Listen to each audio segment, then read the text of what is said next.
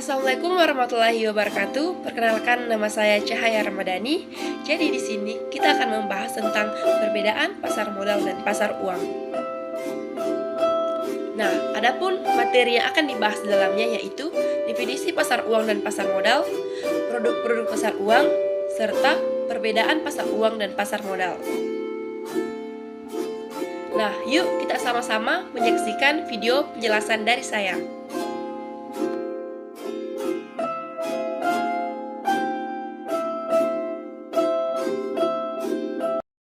Perbedaan pasar modal dan pasar uang.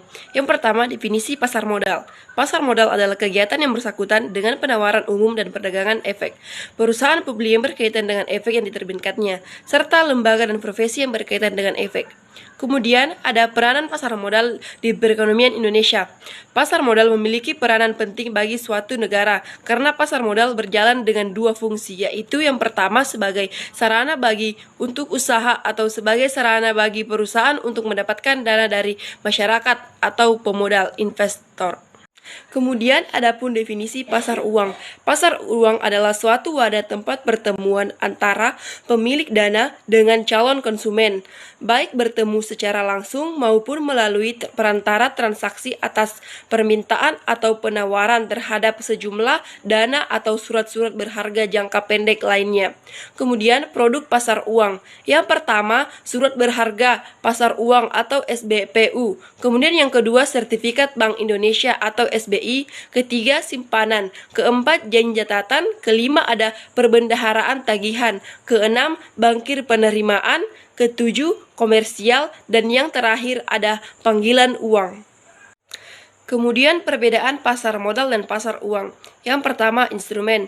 Perbedaan yang paling jelas di antara pasar uang dan pasar modal adalah instrumen atau produk investasinya.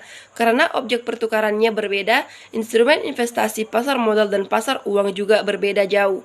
Instrumen pasar uang umumnya meliputi surat-surat utang, investasi real estate, dan deposito jangka. Instrumen pasar modal jauh lebih luas, mulai dari saham sampai reksadana. Kemudian yang kedua, jangka waktu. Pasar uang dapat menjadi tempat bertemunya pemilik dana dan peminjam dana secara langsung. Pertemuan tersebut biasanya bersamaan dengan penawaran transaksi dalam jangka pendek. Berbeda dengan pasar modal yang menawarkan investor penanaman modal dalam jangka panjang melalui instrumen yang ditawarkan. Kemudian yang ketiga ada tujuan investasi. Tujuan utama dari investor pasar modal adalah menambah keuntungan atau kekayaan terus-menerus. Sebaliknya, para investor pasar uang cenderung mengambil posisi aman. Mereka membeli instrumen pasar uang untuk menjaga kekayaan dengan return yang sudah disepakati di awal. Kemudian yang keempat ada mekanisme pasar. Mekanisme pasar modal jauh lebih kompleks daripada pasar uang. Sebelum menerima bantuan pendanaan, pihak perusahaan amit biasanya harus menghubungi lembaga penjamin efek. Terlebih dahulu, setelah itu proses penawaran saham biasanya harus melalui uji kelayakan sebelum bisa dilepaskan di pasar modal. Sementara itu, mekanisme pasar uang jauh lebih mudah karena tidak perlu memulai banyak tahap. Selama investor sepakat dengan penawaran emiten sertifikat transaksi langsung bisa dilakukan. Kemudian yang kelima, likuiditas. Investasi pasar uang lebih mudah cair daripada di pasar modal. Biasanya setelah berinvestasi di pasar modal, seorang investor akan mendapat lembaran saham atau lot sebagai bukti kepemilikannya atas perusahaan tertentu. Beda halnya dengan likuiditas pasar uang. Saat membeli obligasi atau sertifikat berharga dari pihak emiten, investor memiliki hak tagih pada emiten tepatnya berinvestasi. Jika sudah melewati batas waktu tertentu, investor pasar uang bisa meminta kembali dana investasinya pada emiten dengan tambahan bunga tertentu.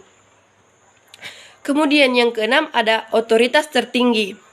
Meski sama-sama dianungi oleh BIE dan diawasi oleh OJK, pasar uang diatur oleh Bank Sentral, yaitu Bank Indonesia.